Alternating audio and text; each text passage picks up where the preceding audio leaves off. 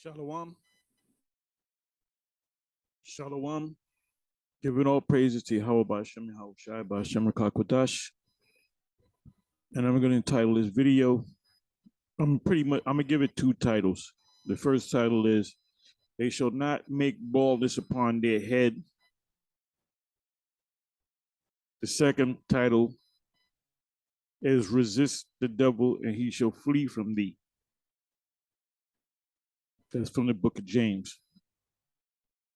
So Leviticus 21 verse 5, they shall not make baldness upon their head, neither shall they shave off the corner of their beard or mar their beards, nor make any cuttings in their flesh. Now, if you go to, that's Leviticus 19, if I'm not mistaken.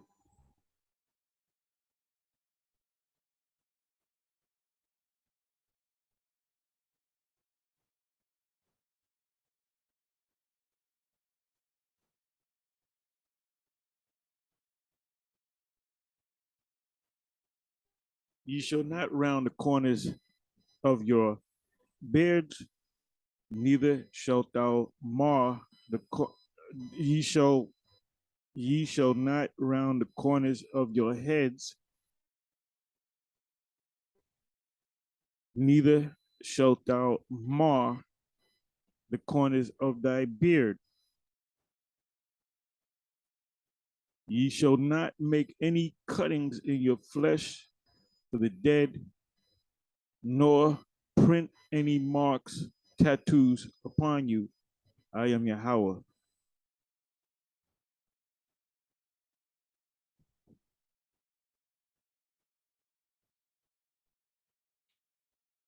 Ye shall not round the corners of your heads, neither shalt thou mar the corners of thy beard.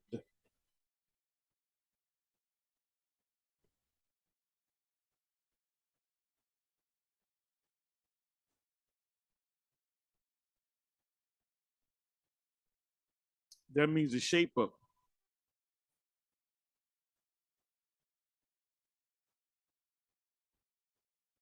You can line yourself up and so forth. The word there is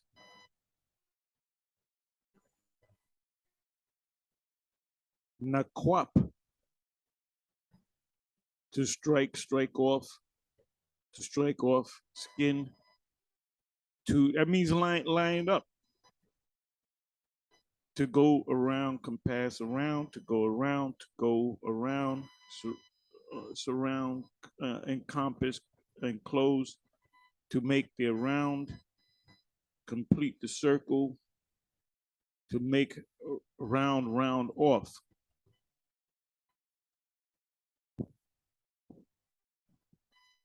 You know, when you get the line up, you get the back lined up, and you get the front lined up, and you get the,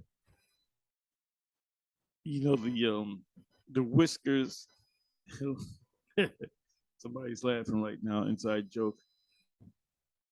Hey, Mr. Whiskers.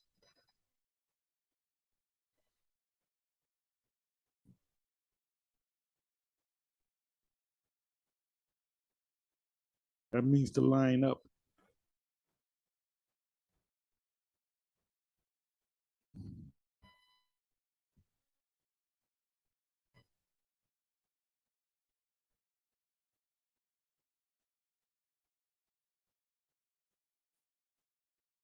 Leviticus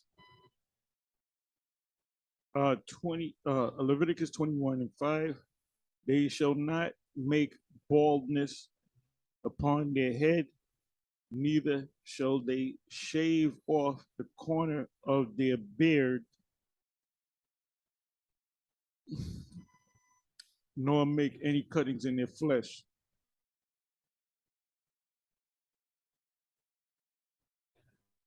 Which makes you not holy. You got a bald head. Now that's also a sign of mourning, and also a sign of you breaking the vow of a Nazarite. Nazareth vow is to let your hair grow at the end of the vow that the Apostle Paul did, he was under the vow of the Nazareth. He was getting ready for the feast, which is the Passover. And it said he shone his head for that feast. Because because you got a lot of these guys, they like their long hair. And when they call themselves coming into the truth, they'll leave their hair long and they'll justify it by saying, well, I'm under the law of the Nazarite. But they're drinking wine and they're eating grapes and raisins. And they go to the Passover, and part of the Passover is drinking wine. So what did the Apostle Paul do? He shaved his head. Let me do it this way. It's in the book of Acts. The word is shown, but I'm going to put in shaved. Shaved. So give me a second. Okay, I was hoping that it would have came up in one of the other. Let me put up shown. Shown, not the best spell in the world. Shown. I believe that's how you spell it. Let's see if I'm correct.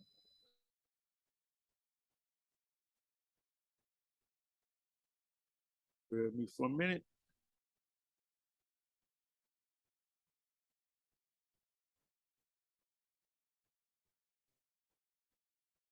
Okay, let me do it this way.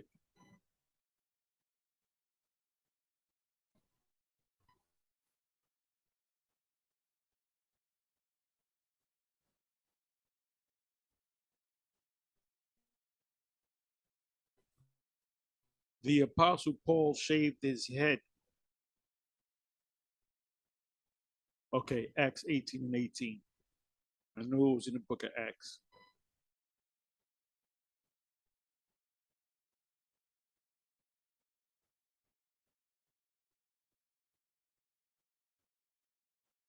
And there was a reason why he shaved his head completely bald.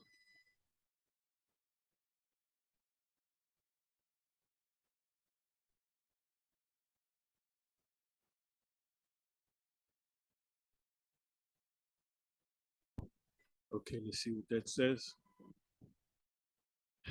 Acts 18, verse 18. And Paul, after this, tarried there yet a good while, and then took his leave of the brethren and sailed thence into Syria, and with him Priscilla and Aquila, having shown, I spelled that wrong, having shown his head into Syria, for he had a vow. What was the vow? The vow of the Nazarene.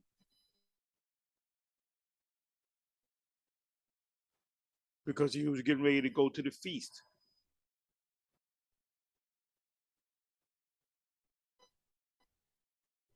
You know what I'm gonna do? Let me do this to show you that what the vow is. Let's see what the commentators have to say about this verse.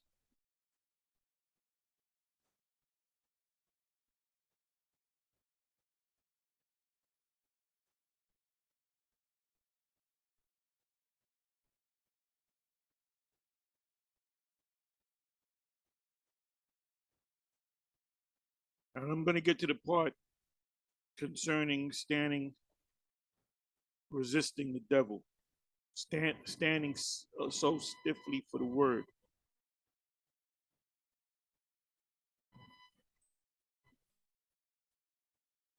Okay, let me go. Let me do this. Cambridge Bible for schools and colleges have a lot of confidence in their answer, as you can see here. But let me just do this.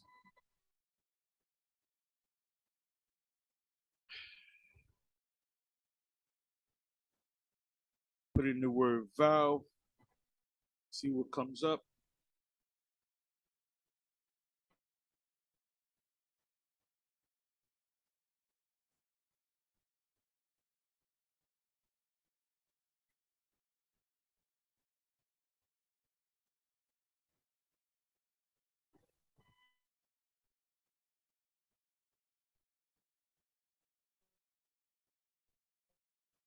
Okay. Having shown his head in Senchira, for he had a vow. We can observe all through the narrative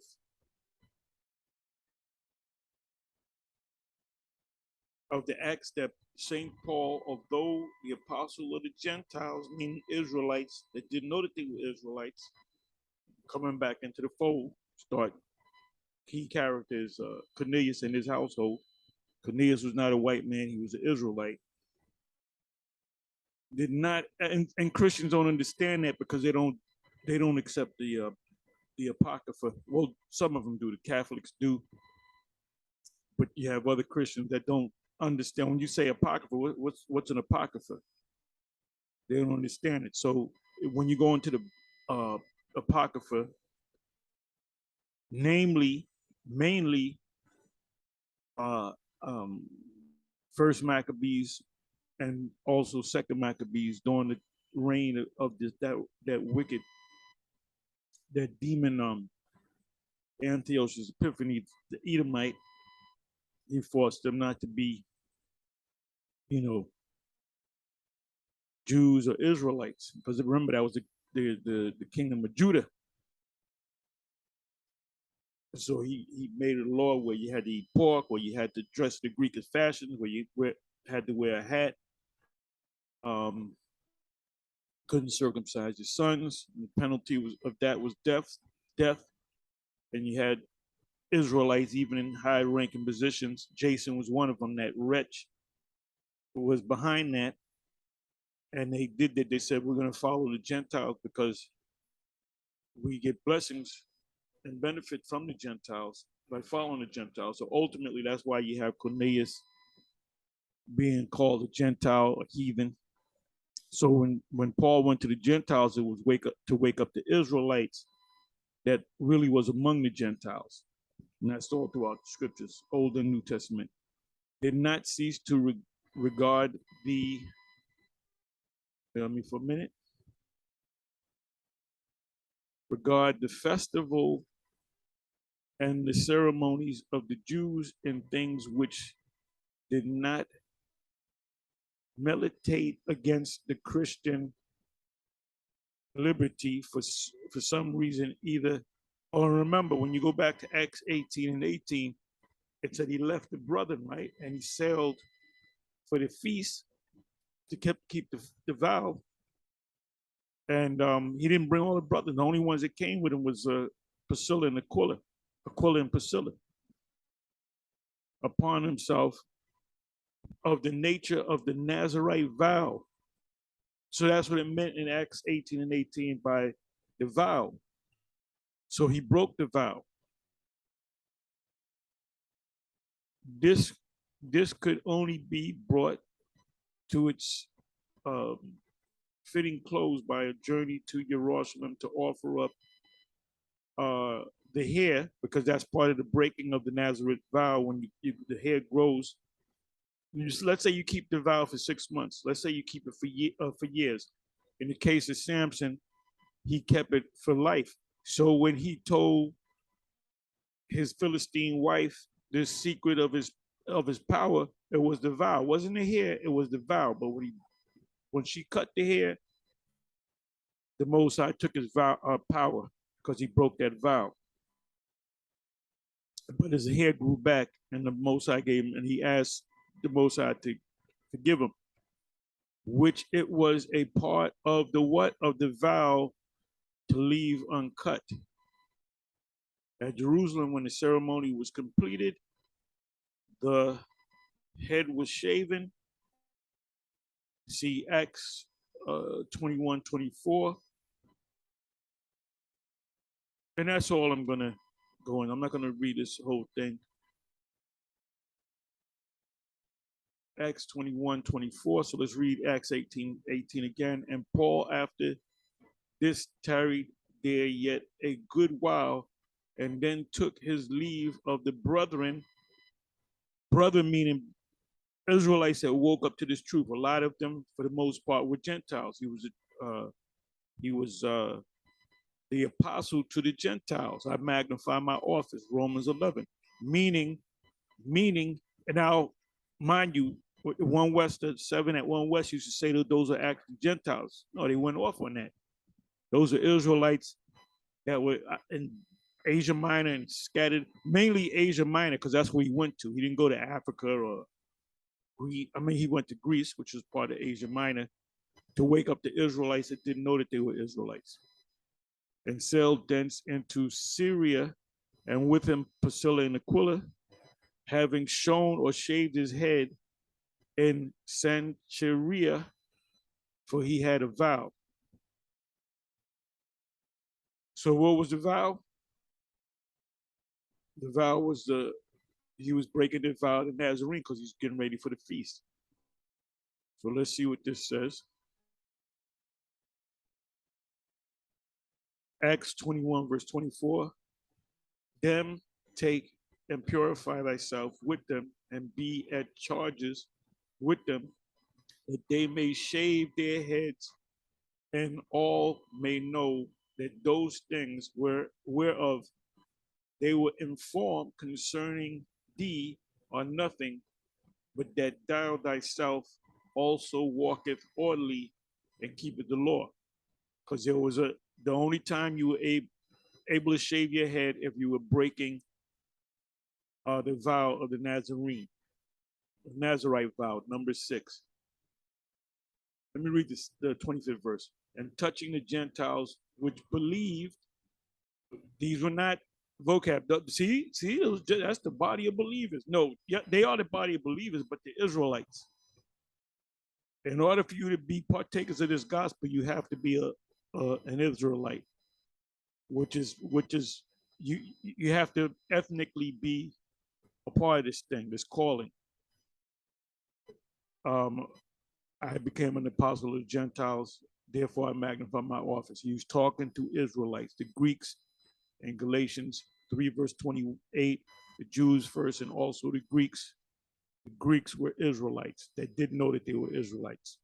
We have written and concluded that they observe such things, save only that they keep themselves from things offered to idols, and from blood, and from strangled, and from fornication. Fornication means adultery. So he didn't push the law on them.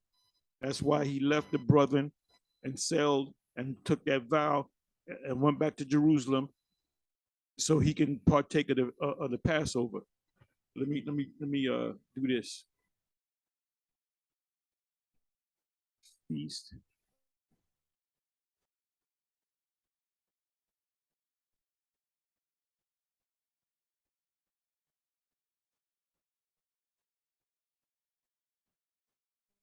And this should also be in the book of Acts.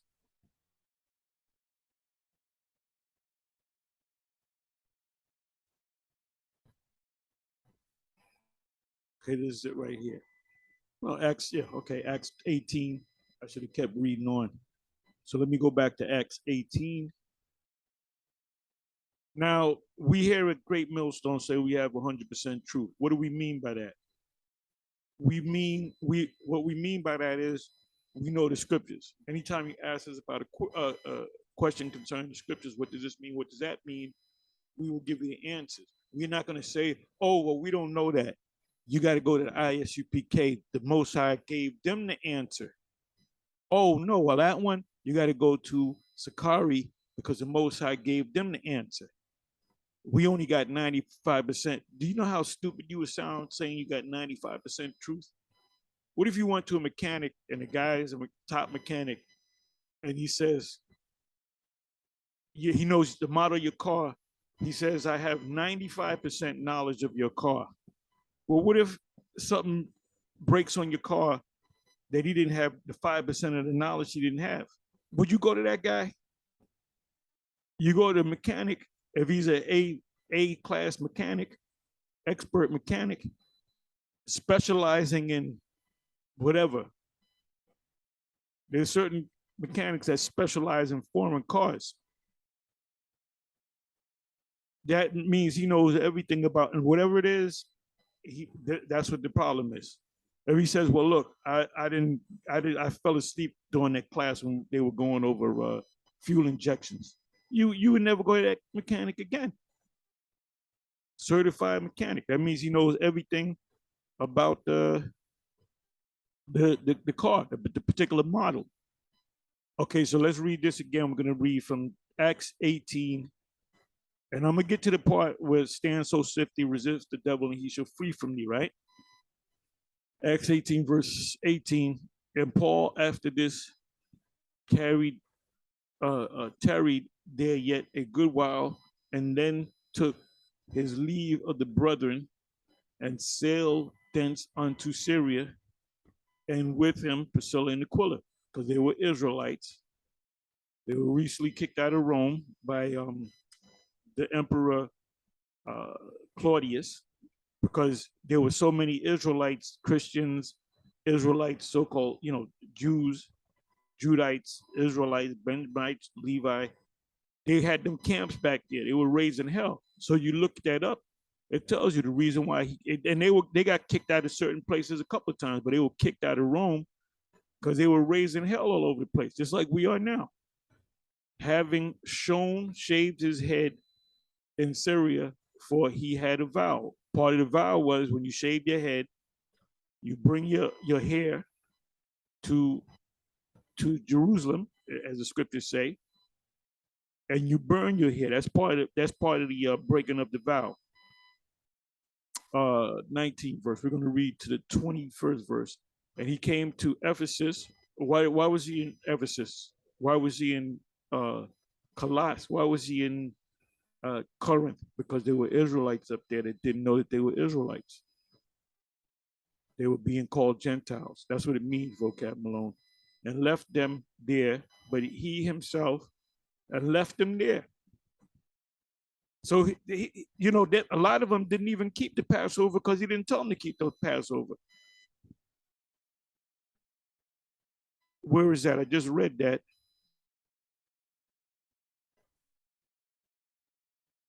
Yeah, he said, don't eat animals with the blood, and don't commit fornication, which means adultery. They got Christians say that means having sex before you get married.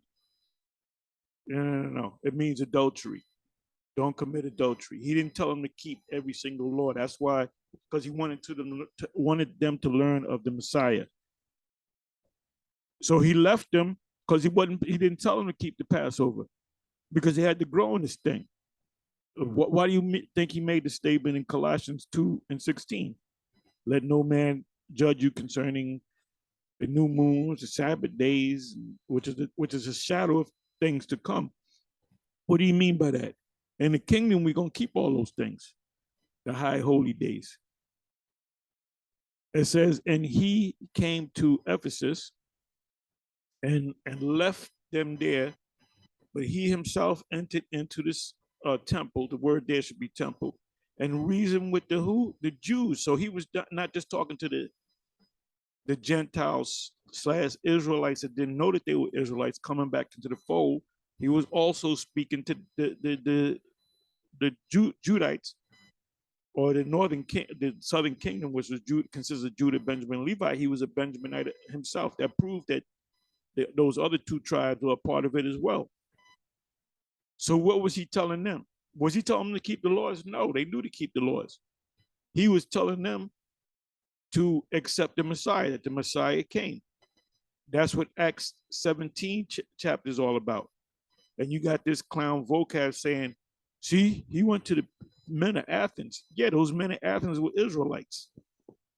It says, when they desired him to tarry longer time with them, he consented not. They said, look, stick around, we want to learn more. He said, nope, I can't learn. I can't stick around. Stick around. 21st verse.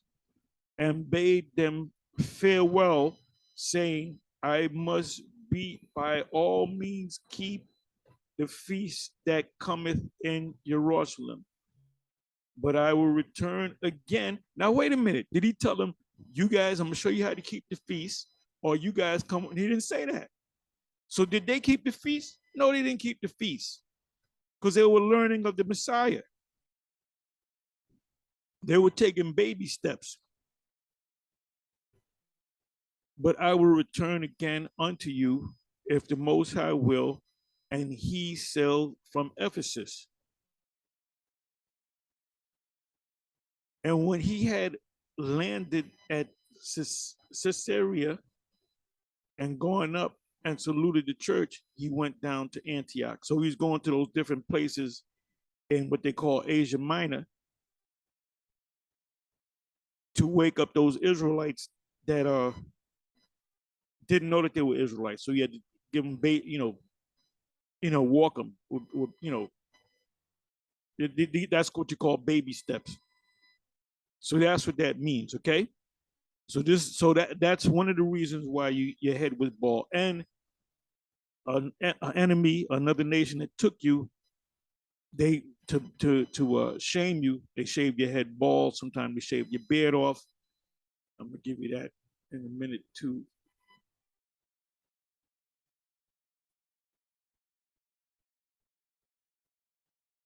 Okay, what is this?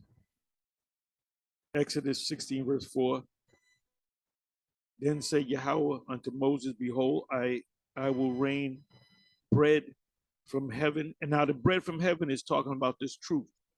So manna is being given to you right now in the form. This Revelation speak about manna. It's talking about this truth, this knowledge from heaven for you and the people, the Israelites, and then the mixed multitude was there too, so they were obviously eating too.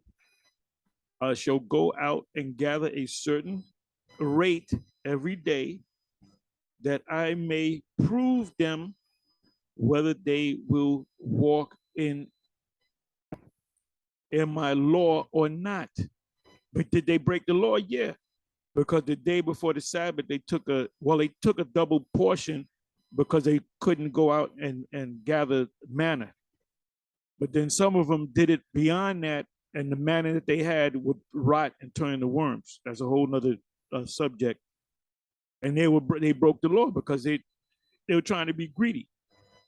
So the only time the Most High gave them a sufficient amount for them to eat they ate day by day. That's why the Most High sent the manna from heaven every day, except for the Sabbath, and said the day before the Sabbath you got a double portion. That manna did not rot. But if you did it later in the week, in the middle of the week, the rest of the manna would rot, turn into worms. So that was the Most High, because they were breaking the law. The importance of keeping the law. So let me come over here.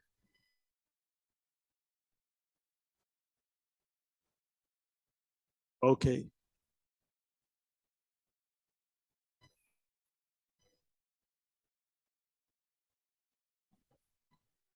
I'll go right here. This says the same thing. I'll go right here. First Chronicles 19, verse 5. Then there went certain and told David how the men were served, and he sent to meet them. For the men was greatly ashamed. Ashamed. Why?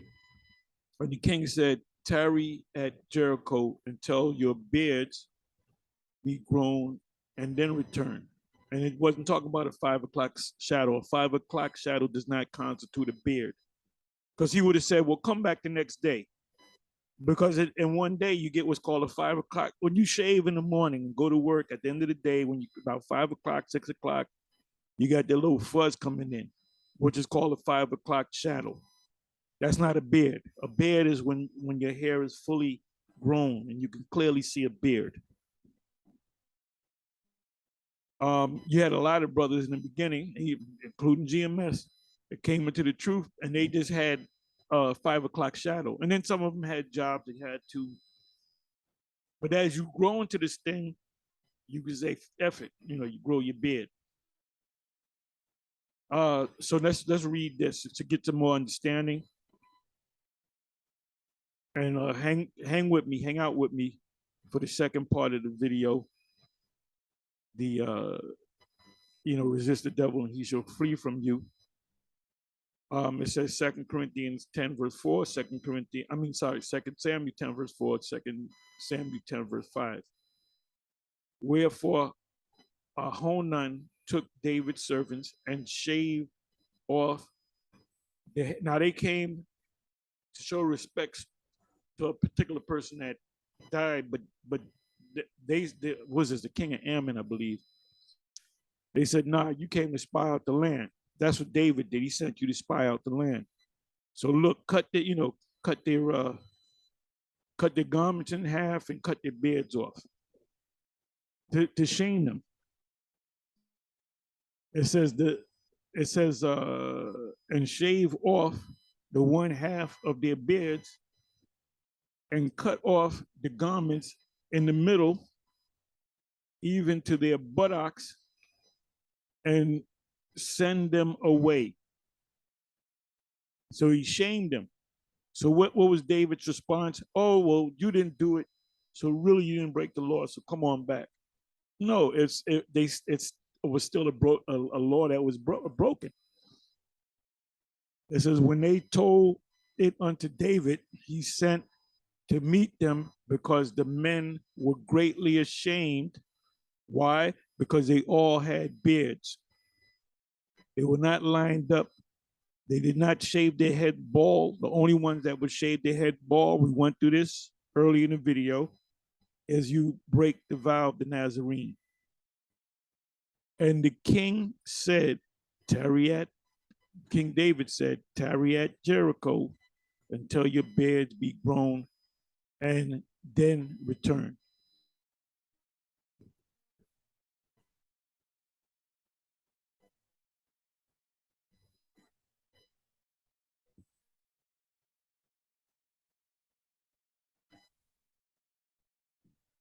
Okay, so okay, there's another example of that, Jeremiah 41:5. Having their beards shaven and their clothes rent, and having cut themselves. And they did that for mourning. Also, when another nation took you over to shame you, they shaved your heads. Let me see. So this is out of order. Even men having long hair. The Apostle Paul covered that in 1 Corinthians 11. Men shouldn't have long hair.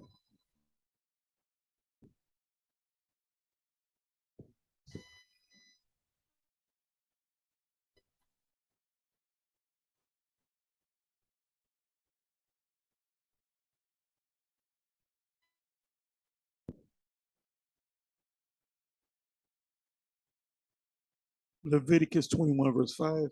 They shall not make baldness upon their head, any part of their head. Neither shall they shave off the corner of their beard, nor make any cuttings in their flesh. Leviticus 19 and 27 on down, it says, make no mark and put no tattoos on you.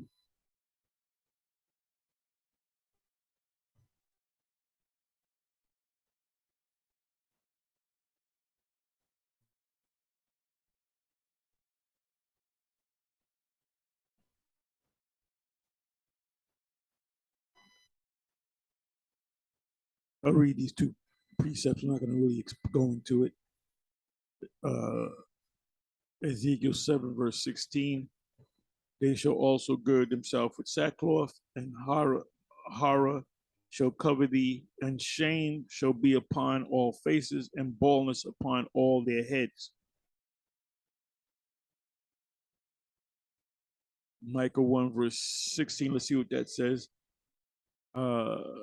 Make thee bald and poll thee for thy delicate children, enlarge thy baldness as the eagle, for they are gone into captivity from thee. So let's see what the commentators say about this.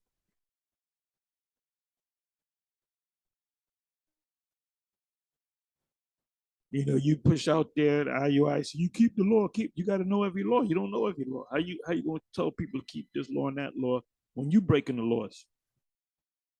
Okay, so Let's go to the commentary. Let's go to Cambridge. It's a short one. Cambridge Bible for Schools and Colleges. Make thee bald. The prophet addresses the sorrowing mother, Judah, who sees her children go forth into exile. The injunction is to be understood poetically. Micah 1 verse 13. Artificial baldness as a sign of mourning.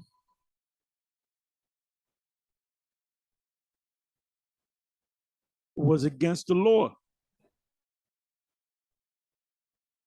Leviticus 19, 27 and 28.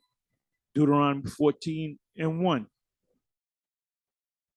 You are the children of the Lord. Your power, you shall not cut yourself, nor make any baldness between your eyes for the dead. But this prohibition was apparently not recognized in a Shepharlah Micah. I hope I said that right. Micah speaks in the character of a man of Shephalah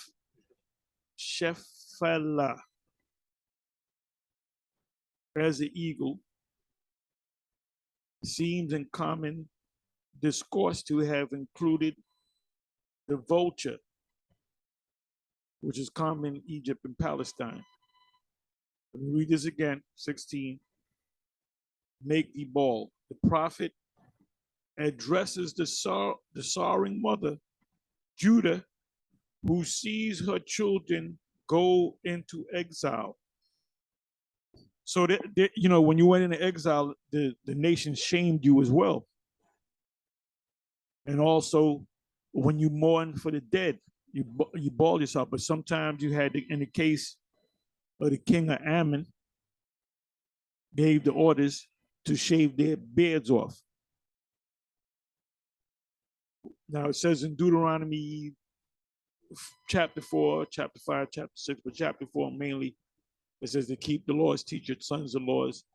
When you go about the way with your neighbors, speak about the laws, meaning have discussions on the law. Like Peter said, we're supposed to have discussions on the destruction of this place. What manner a person ought you to be in all holy conversations. So your conversations would be about this destruction. Okay, so now let me go over here. I did all that to do this here. So this is a video that Vocab Malone put up.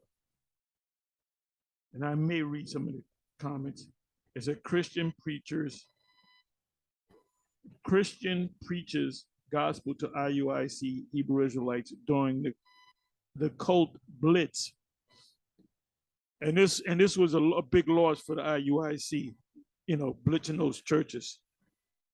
And they even got physical. And this also shows you the scriptures say, "Cursed be the man that trusteth in man." You got to be like the church of Berea. That's in the book of Acts 17. I believe it's Acts 17. That matter of fact, let me go to it so I can read it. I believe it's Acts 17:13, if I'm not mistaken. Let me do this.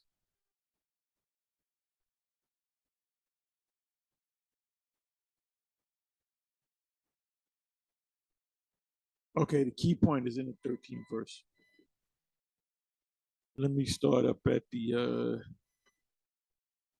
therefore many of them believe also of honorable women, which were Greeks. What's the difference between Greeks and Grecians?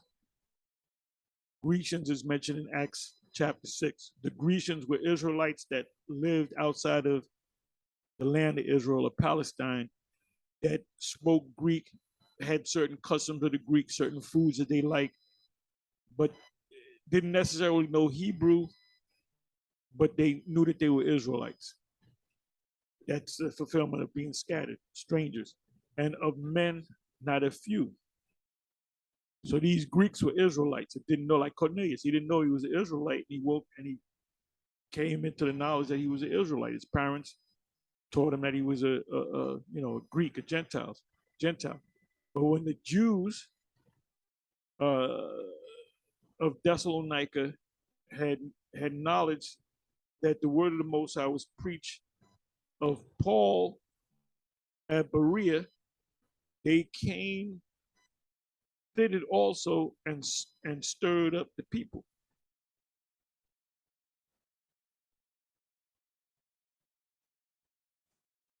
Okay, I'm sorry. I got to start at 11th verse. These were more I'm sorry. Let me start up at the 10th verse. Paul at Berea. And the brethren immediately sent away Paul and Silas by night unto Berea, who coming thither went into the temple of the Jews. So Paul was not just speaking to the Israelites that were in a Gentile state of mind. That's a term we use, but he is also speaking to the Jews, the kingdom of Judah, that kept the laws, but they didn't believe that the Messiah came. So his job was to tell them that, he said, to the Jew I became Jew, right? So his job was to tell them, okay, you're Jews. Yep, your line goes back to Abraham, Isaac, and Jacob, just like my line goes back to Abraham, Isaac, and Jacob.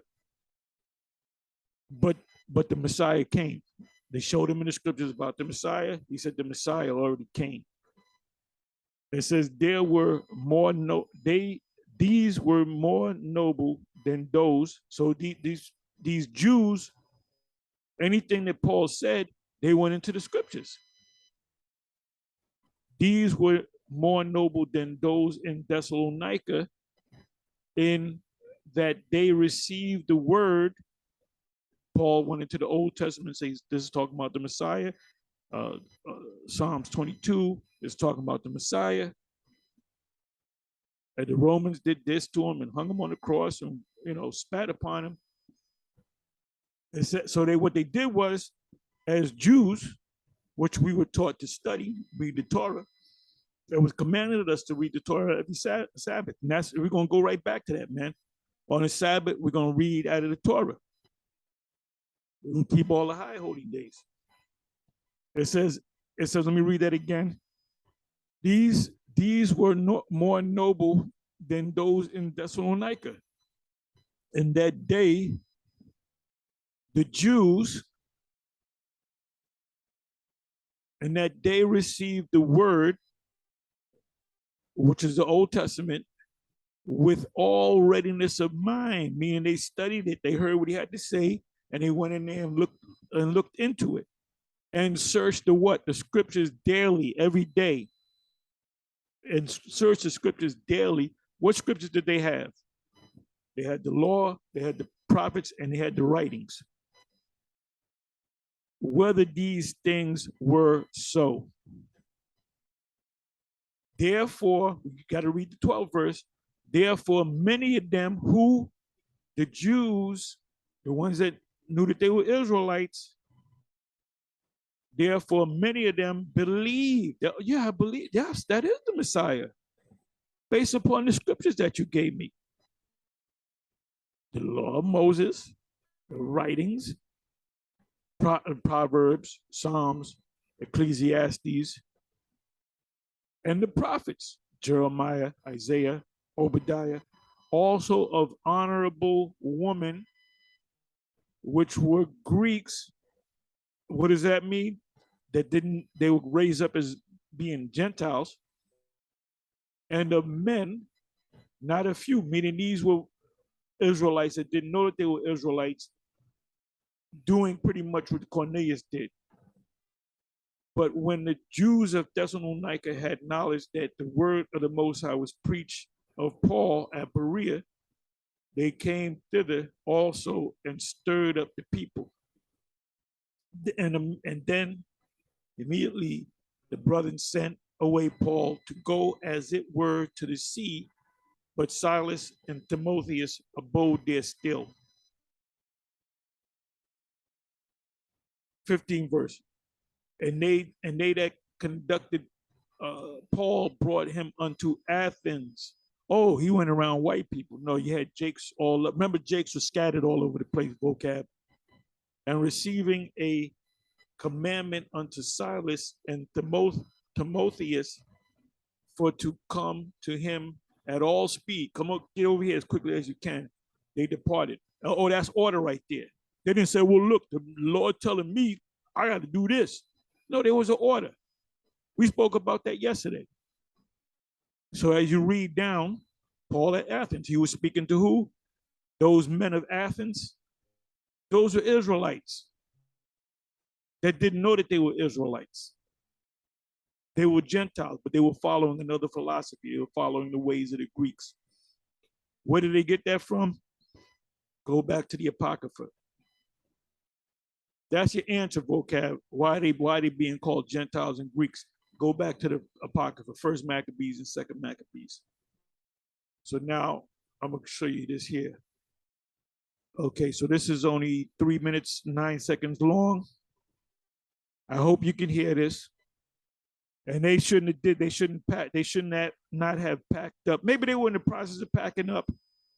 I don't know the whole detail. They look like they were in the process of packing up. And I believe, because he didn't show the whole video, whether they were speaking and they saw him, oh, here comes vocab, let's close up. They were probably in the process of packing up. I will believe that. I'll give him that much. So this devil played on it. But I would have stuck around with him, man. I would have stuck around and went head to head with that devil. And because if vocab ever confronts us again, I say that now, we're gonna walk away from him. No, we're gonna stand. No, the Spirit's gonna make us stand and resist that damn devil. Because he doesn't know the scriptures. He's doing things based upon emotions. He's emotional. So let's listen up. Brothers, why could you not answer one single question?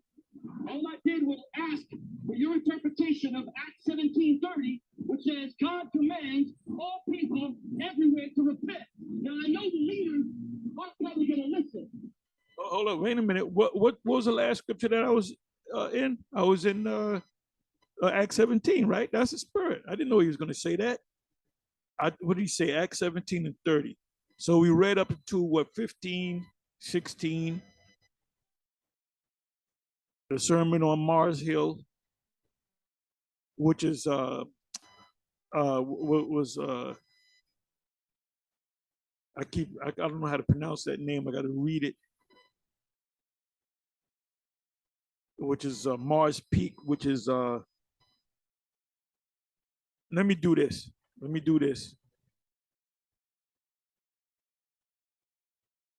Bear with me for a minute. Let me do it this way. Areopagus is the Greek name for Mars. Mars is the Roman god of war. The Greek god of war is Ares. Areopagus means Ares Peak, but here it says Mars Hill. So let's go to the 30th verse. Now, from the first verse on down, he's speaking to Israelites. Some of them were Gentile state of mind. Some of them were Jews that didn't accept the Lord. And he comes down here. Then he goes into how he realized that the Church of Berea, studied the scripture.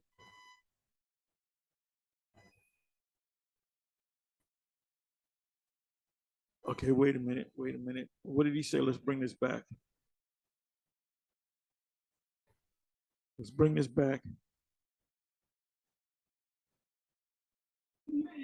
All people everywhere to repent. For your interpretation of Acts 17:30, which says God commands all ask for your interpretation of Acts 17:30, which says God commands. Hold up. Acts 17:30. There's no, wait a minute. Wait a minute. That's my bad. Let me come on down. Now you can see from the first verse on down, he's talking to two classes of Israelites. Actually, three. He's talking to Jews that got the truth and believed and searched the scriptures. You had others that stirred them up that didn't believe, Jews that didn't believe, Jews that did believe in the Messiah. And then you had Gentiles, which were Israelites in the Gentile state of mind, that some of them believe and some of them didn't believe. So let's jump. So that's the subject matter about Israelites, three classifications of Israel. So let's jump. Oh, by the way, Acts 17 and 29. For as much then as we are the offspring of the Most High. Now, how are we the offspring of the Most High? We're spiritually offspring of the Most High. We ought not to think that the Godhead, the Most High, is like unto gold or silver, like a physical thing, or stone, graven by art and men's devices, which that's what the idols are all about. They would make these idols, and they would say people would become rich making these idols for people, and they would bow down to these idols, like Diana of Ephesus. So Paul is saying, you know, we come from the Most High, but we're spiritual sons of the Most High, and the Most High is not a God that you can carve him, you know, chisel him from stone or gold or whatever, like you got the Jesus pieces. So he says, by stone, graven by art and man's devices. What does the word graven mean? To take a tool, a pointed tool, and to etch out, to engrave or grave, it's called engraving, a name or something. So you know what that word is? That word right there, I'm gonna show you what that word is. That the charagma is a physical thing. It's not Christianity. That's why we have 100% truth. Graven. What's the word?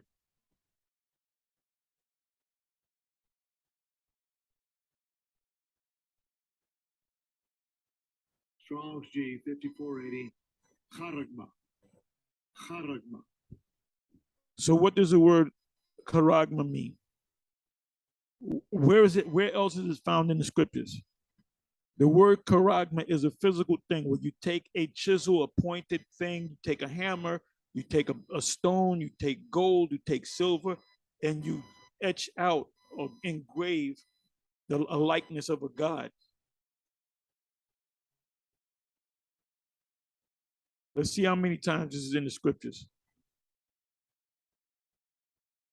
It's in Acts 17 and 29, but where else is it in the scriptures?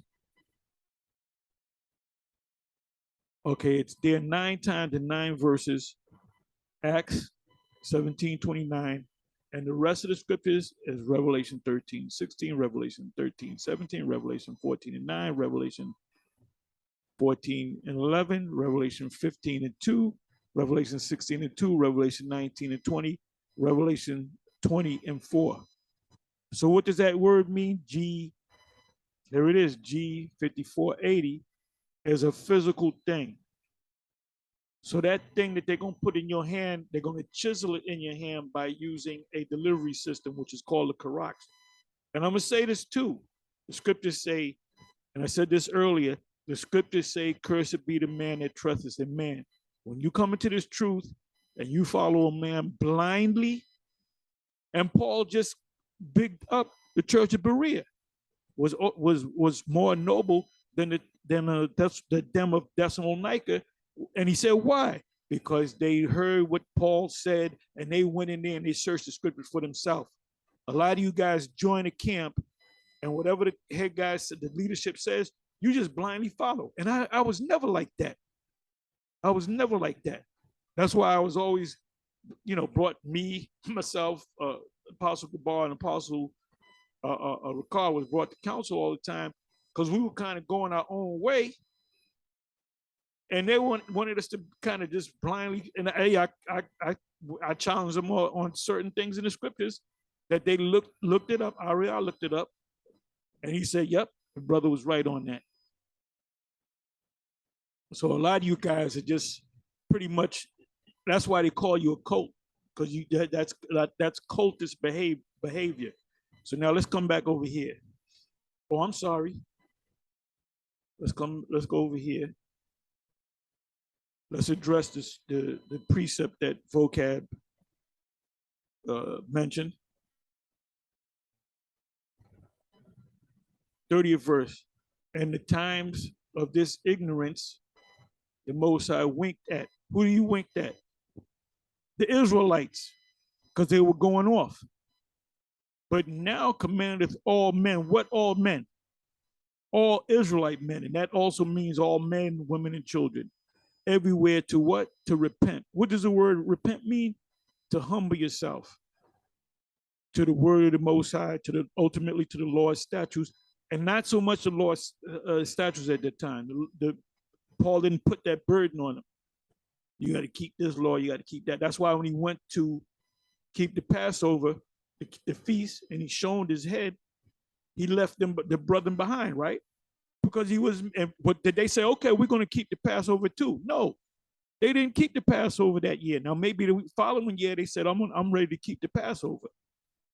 You just can't willy-nilly go to the Passover, eat the lamb, because you don't know. You might, like a perfect example is the ISUPK. They allowed for like a two years or 3 years. They allowed Sarnetta to come to the Passover, and they interviewed Sarnetta, and they said, "What do you think of the Passover?" He said, "Oh, it was great. It was great." He said the lamb was good and the wine was good. Now, I guarantee you,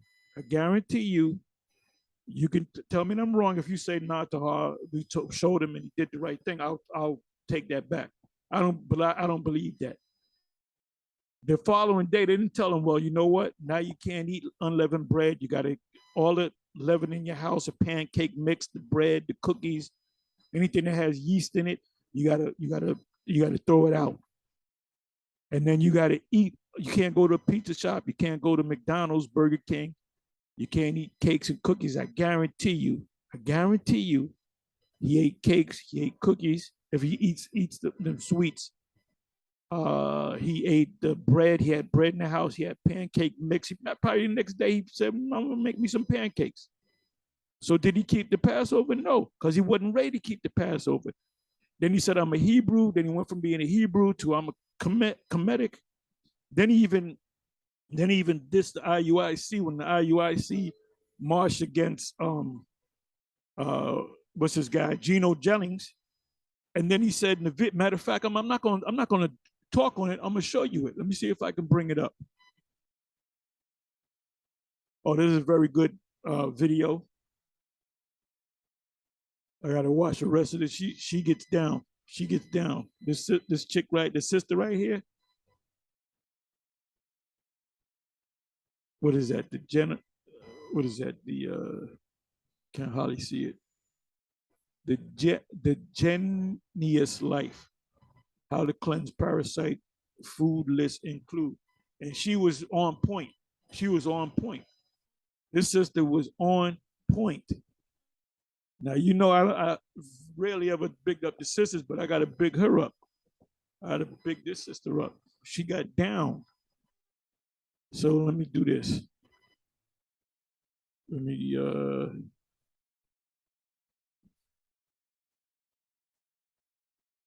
know what this is all about. He done woke up the devils. Let me see. Let me do this.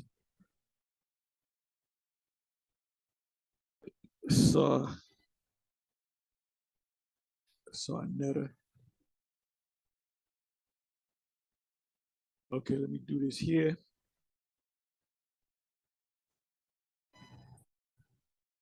Yeah, wait a minute. Okay, I'll do it this way.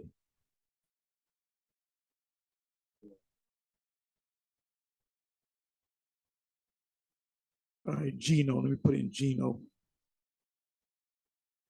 See what comes up. Okay, so after the whole Gino Jenny thing, a couple of weeks ago, about a month ago, this is what Sarnetta says. You know, at one time he confronted us. Yeah, I'm a Hebrew now. I'm not Kemetic, I'm a Hebrew, right? And then he went from being a Hebrew back to being Kemetic. So this is what he said concerning this encounter. Pastor Gina Jennings bang hard on the Hebrew Israelites with the true words of the Bible. No, Jennings does not have the true words of the Bible, and you say that because you're not the Most High, haven't opened up your eyes. Okay. In this case, the IUIC had the true word of the Bible, not Gino Jennings. So that shows you he's two-faced when it comes to the Israelites. That shows you clearly that he took the side of Gino Jennings and he said, let me read again, Pastor Gino Jennings bang hard on the Hebrew Israelites with the true words of the Bible. So he's bigging up Gino Jennings, man. So why would you, ISUPK, allow this guy to the Passover? And I guarantee you he didn't keep the Passover. The Passover is not I did a video years ago. The Passover is not a lamb dinner. He looked at it as a lamb. They invited him to a lamb dinner. And he did not keep the Passover the rest of the week. I would have never let that man come to the Passover. And he knows that. Okay, so now let's come back over here.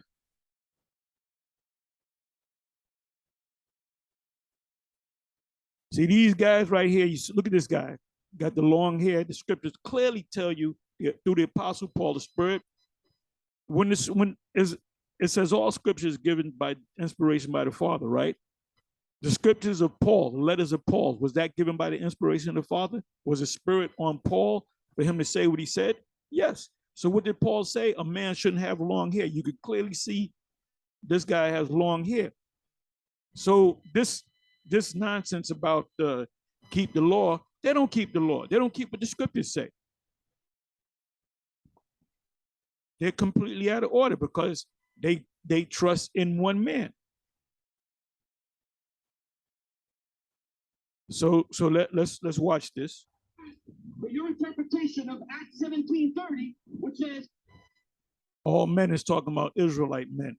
Not talking about when you read from the first verse on down, it's talking about three classification of Israelites. The Gentiles, which didn't know, didn't know that they were Israelites. Paul had to tell them they're Israelites and you have a savior. The Jews that kept the law, statutes, and commandments, and when he told them, they believed, and there was others that the ones that stirred them up were the ones that say, I don't believe it. It wasn't talking about other nations, all right? So that shows you, man, this guy's a clown. He doesn't understand the scriptures. And he's that deaf adder in Psalm 58. When you tell him the truth, he doesn't accept the truth. So this guy's clearly going off. But you're gonna see a guy with a bald head, with a shag in the back. Because you got some brothers that are naturally bald, they went bald headed, so they keep their hair short, but they don't cut their hair bald. So let's listen. That's why that whole church blitz backfired on you guys. Some of you guys could have got killed. Most I wasn't with that. So let's listen. God commands all people everywhere to repent. Now I know the leaders aren't probably going to listen, but some of you other men who just look at this. He's clearly off. Read 1 Corinthians chapter 11. He knows the scriptures, but he says, I'm going to listen to the leadership. There's no way in hell anybody in GMS is going to have long hair like that. And you show me the brother that got long hair like that, and he's going to get kicked out of the camp, or he's going to have an ultimatum. And you probably got some guys in GMS that do have long hair, but they hide themselves. You're out of order, and the Most High will deal with you. Being told what to do, such as pack up as fast as you can. It's a vocab. Can't talk to us, but we don't have our microphone out. All that information. Some of you might actually be thinking about what I'm saying. Some of you got into this because you came out of a bad church, and I'm sorry about that. So you got caught up in it. I understand that. But let me ask you this. You say you keep the commands of God, don't you? That's a big claim you make that you're pushing God. And yet, in Acts 17:30, of course I read again and again and again. Look at that. Look at that. Do you mean, are you going to tell me that this man woke up one morning, he had hair all over his head, and he woke up one morning, and all of a sudden this was all bald? This is the way of the heathens, man. The scripture said, learn not the way of the heathens. This is a hairstyle. He's going to let that hair grow back and let this part grow a little bit longer. What matter of fact, let's go to the scriptures.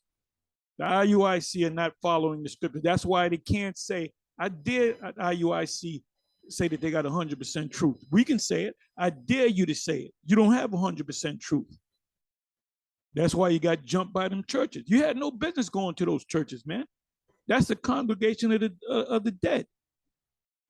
Shall remain out in the congregation of the dead.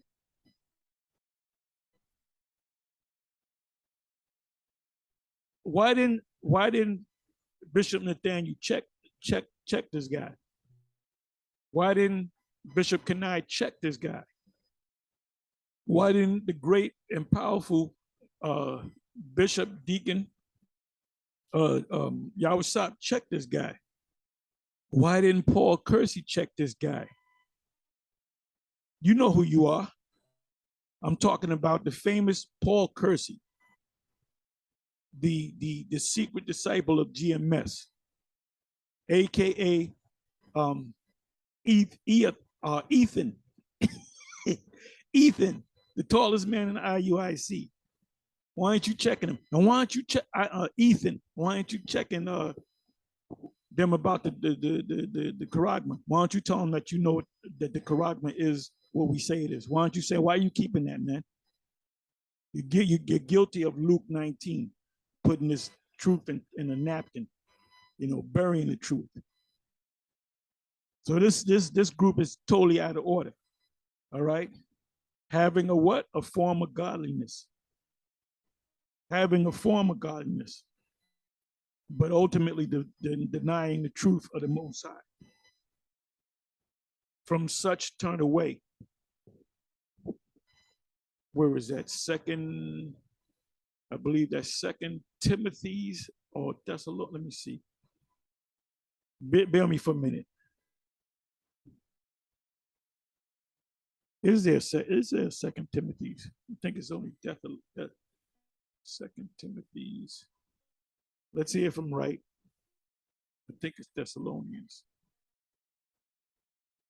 Okay. Okay, I was right. 2 Timothy's 3.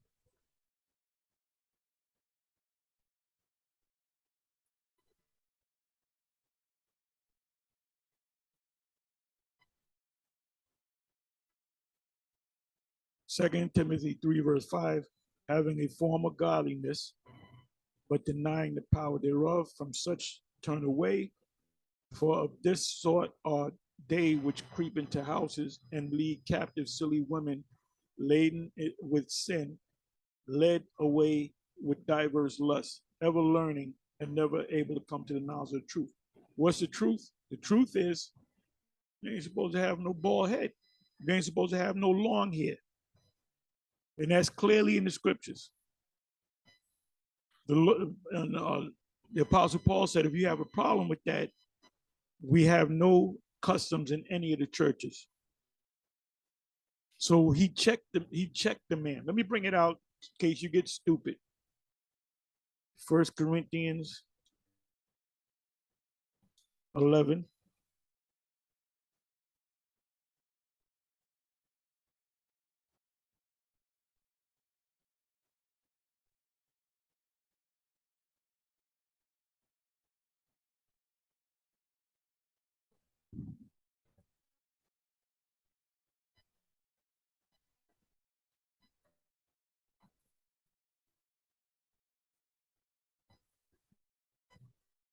Doeth, 14th verse, doeth not even nature itself teach you that if a man have long hair, it is a shame unto him.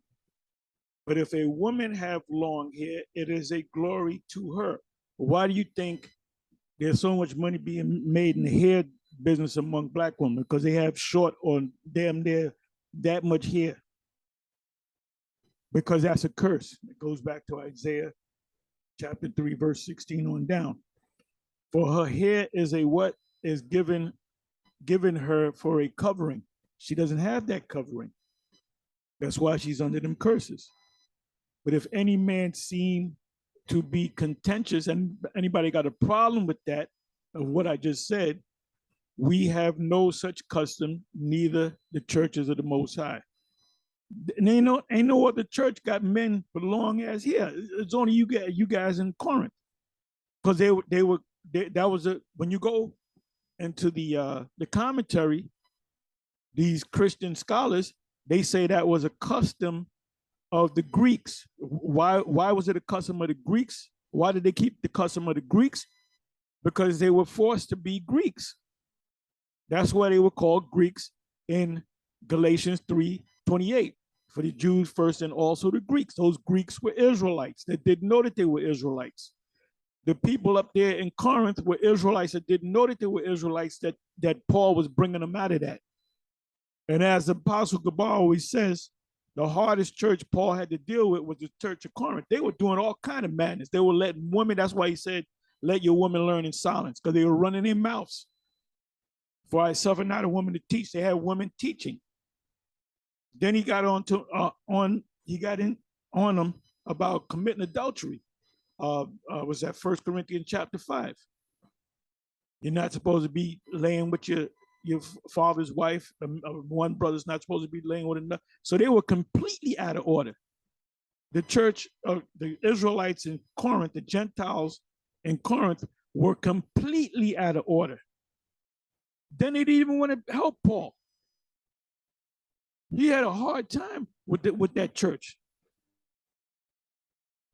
And one of the problems he had was men with long hair. Why they have long hair? Because it was a custom of the Greek. They wanted to keep their customs of the Greek.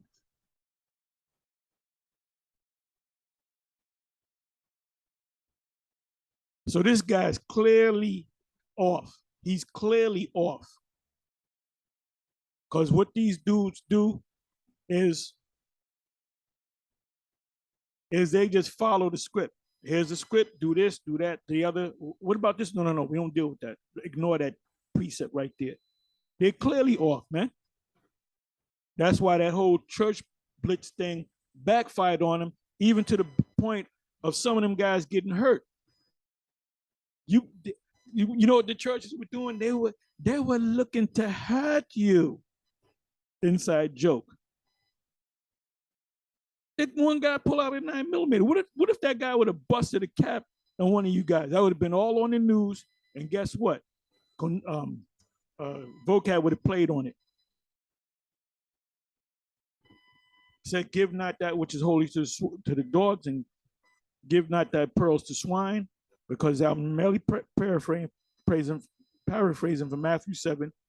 Else they would stamp on what you give them, which is the truth, and come and rend you. And that's what they did. So the Lord wasn't with that. The Lord didn't come to Bishop Nathaniel in a dream and said, go to Geno Jennings Church. Go to Geno Jennings Church. The Lord didn't do that. I guarantee you the Lord didn't. And if you did have a dream, it was Satan that gave you that dream. So let's listen. It says, God commands all people everywhere to repent. He did not wake up one morning and he had a patch of hair in his back, and then he's bald all over. He did it himself, or he went to a barbershop and had that done. And none of the leadership checked this man. This man couldn't come nowhere near GMS. That's why One West, One West became a fucking whorehouse, man. One West was completely out of order because they had all kind of women up in there, man. And these women were jumping around, sleeping with different brothers, coming into the school wearing mini skirts with fringes and borders of blues on the mini skirts, and pumps and high heel shoes and stilettos, and nobody checked them. You know who checked them? Me. I said, "Listen, what the hell you coming in here?" I said, "No. You got to go. You got to go." And then this old black fucking Billy Goat, a mafia. I remember I checked the girl and I sent her home. I said, "No, you don't. If you can come like that, don't come back." And then this old black fucking Billy Goat that's in the spiritual realm, he said, "Yeah, I'm glad you said that to her, because I was just about to correct him. You motherfucking liar, you. If anything, you're gonna try to get her number, nigga. That's why you're in the spiritual realm." The One West became the biggest whorehouse in Harlem, and that's why ultimately the Most High broke it up. GMS, there's no women in GMS, meaning there's women that follow us, watch our videos, and that's about it, man. That's about it. These guys got arranged marriages. Okay, you are a certain height, you're gonna marry this chick right here because she's about the same height as you or whatever. You got braids and she got braids, y'all can get married. It ain't no fucking King David didn't do no arranged marriages, man. This is some Sun Young Moon bullshit. I call these guys the Sun Young Moon Israelites. You know, another thing, Bishop Nathaniel says you can only have one wife. If you have more than one wife, you're going off and that's not for you to tell a man how many women he can have. And you ain't breaking no laws.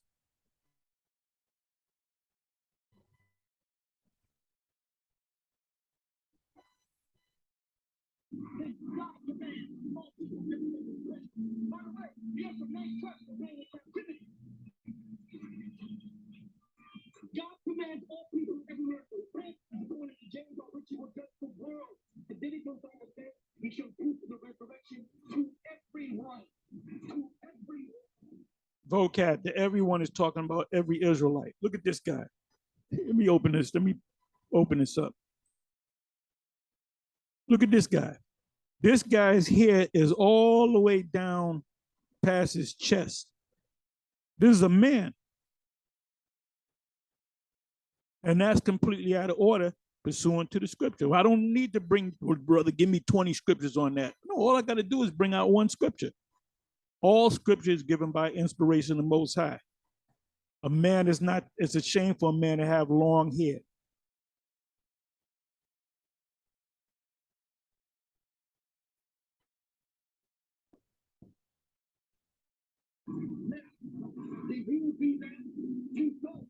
I challenge you, if you're a Bible student, set up on home and watching Kunai or Yahweh something, whatever you got to do. Also, read Acts 17 and interpret it all the way through. We didn't even get to the best part. What Paul says to them, as some of your causes said. In fact, Paul quotes upon the cease and subverts the meaning he changes it to make sure it's talking about unknown God. Have you ever read Acts 17 in its entirety without the purple and gold glasses on?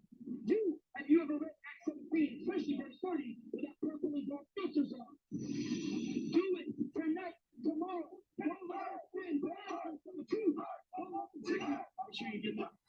And then they salute to Christ. And vocab calls on Christ too. This is madness. This is blasphemy. This is madness. You can see they got that, all these guys, and I really don't want to get on the IUIC because they are teaching the people that they're Israelites, but they're clearly off, man. They're clearly off. The Wadi Yahweh about Shem Shai. You got these two guys together. These are two extremes. Got a big patch of hair, so he can grow a shag. That's among Jake, grow a shag, and he's bald headed over here. Then you got this guy with his arms folded, because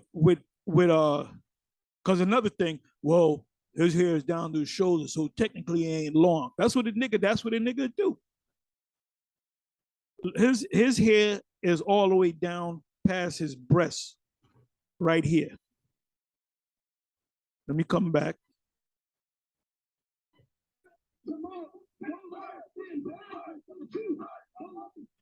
This is a coat right here. This is definitely a coat. Now, who the king Christ? Who the king Christ? Who the king Christ?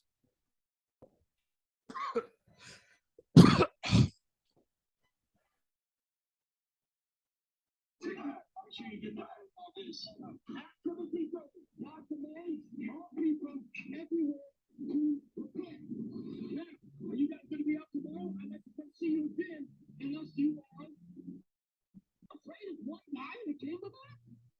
It don't make no sense. You got the answer, Sway.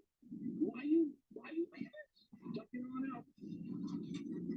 Brothers, I saw maybe 4 or 5 people walk by you, and you engaged them, and they had no idea what you were talking about. If somebody who knows your doctrine about your book out here on the block, you will engage with that. You will speak to this. You just jump off unsuspecting folks who don't know Scripture. Your doctrine must be weak that you can only engage with those who do not know the Bible. Now, I pray for you, men. I pray for you, men. I know you have wives and families. Pray for them. But you've got to embrace the gospel. And your works will not save you. You do not keep the law. And they won't even speak. But it is what it is. Oh yeah, let me bring this back. And you got